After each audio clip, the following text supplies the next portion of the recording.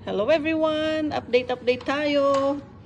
Ayan, ito na yung update natin para sa second bedroom dito sa basement. Ito na guys, nailagay na niya yung mga tape dun sa may mga corners niya dyan.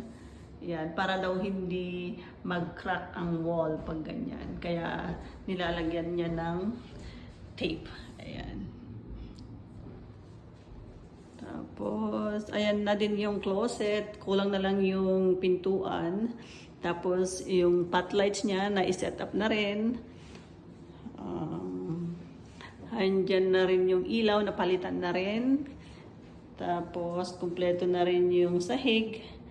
So, yung mga switches na lang, mga plugs na lang ang kulang. At pati yung door, nailagay na rin guys. Ayan. Yun lang guys. Stay tuned for more updates. Thank you so much for watching. Bye!